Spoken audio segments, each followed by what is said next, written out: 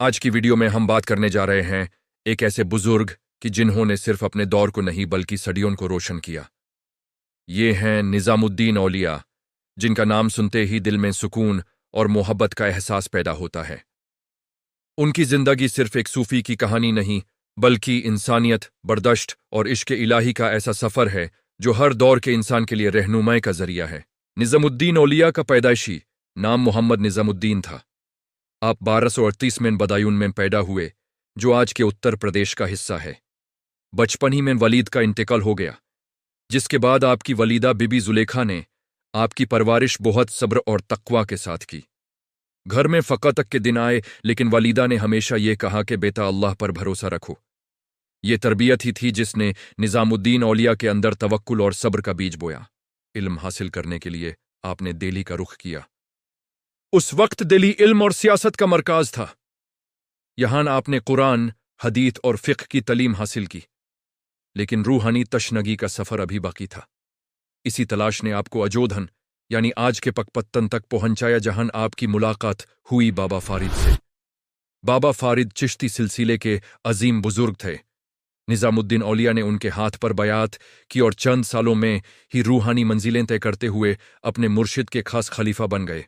चिश्ती सिलसिला अपनी नरमी, मोहब्बत और इंसानी खिदमत की वजह से मशहूर था। इस सिलसिले का बुनियादी पैगाम था, सबसे मोहब्बत करो, नफरत से दूर रहो। निजामुद्दीन औलिया ने इसी फलसाफ को अपनी जिंदगी का मरकाज बनाया। जब आप दिल्ली वापस आए तो गियासपुर के इलाके में अपनी खनकाह कायम की। ये खनकाह सिर्फ इबादत की जगह नहीं थी, बल्कि एक सोशल वेलफेयर सेंटर की तरह काम करती थी। यहां हर मजहब, हर जात और हर तबके के लोग आते।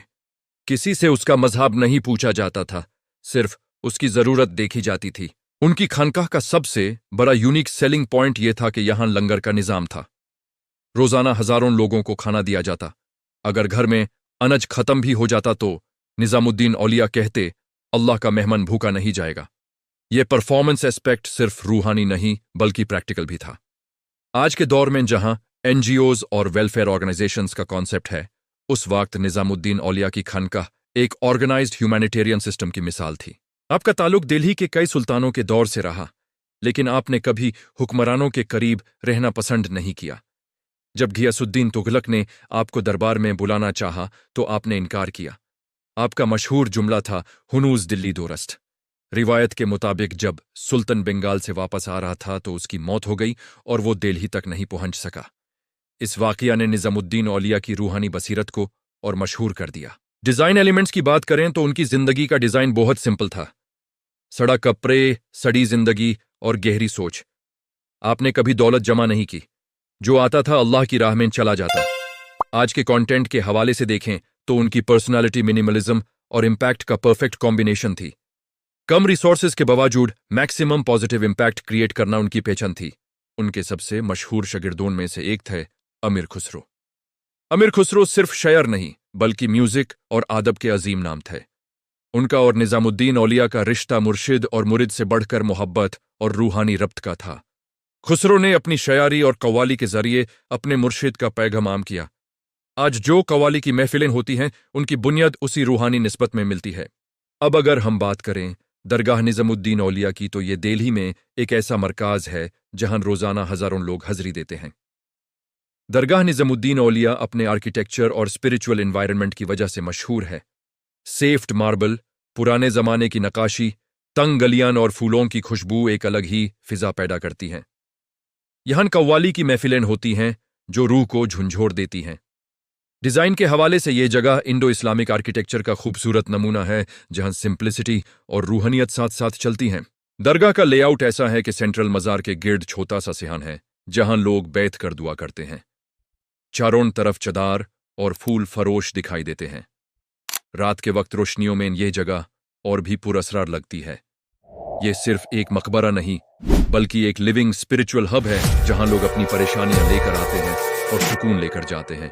निजामुद्दीन औलिया की टीचिंग्स का कोर मैसेज था इश्क, लेकिन यह इश्क सिर्फ अल्लाह से नहीं बल्कि अल्लाह की मखलूक से भी था। आप कहते थे कि सबसे बेहतरीन इबादत इंसान की मदद करना है। आज के मॉडर्न कॉन्टेक्स्ट में अगर देखें तो उनका मॉडल इंक्लूसिव सोसाइटी का मॉडल था। रिलीजियस हार्मनी, इंटरफेथ रिस्पेक्ट और सोशल इक्वालिटी उनकी सोच का हिस्सा थे। इसी वजह से हिंदू, मुस्लिम, सिख सब उनकी दरगाह पर हाजिरी देते हैं। उनकी जिंदगी का एक और इम्पॉर्टेंट एस्पेक्ट उनका समा यानी म्यूजिक से लगाव था। कुछ लोग इस पर तंकीद भी करते थे, लेकिन निजामुद्दीन औलिया के नज़दीक अगर म्यूजिक इंसान को अल्लाह के करीब करे तो वो जायज़ है। इसी सोच ने कव्वाली को एक रूहानी आर्ट फॉर्म बना दिया। आज भी जब दरगाह में कव्वाली होती है तो लगता है कि सदियों पुरानी आवाज़ अभी तक जिंदा है। परफॉर्मेंस के हवाले से देखा जाए तो उनकी लीडरशिप स्टाइल डिसेंट्रलाइज्ड थी। आपने अपने मुरीदों को मुख्तलिफ इलाकों में भेजा था कि वो लोगों की रहनुमाई करें। इस तरह चिश्ती सिलसिला पूरे हिंदुस्तान में फैल गया।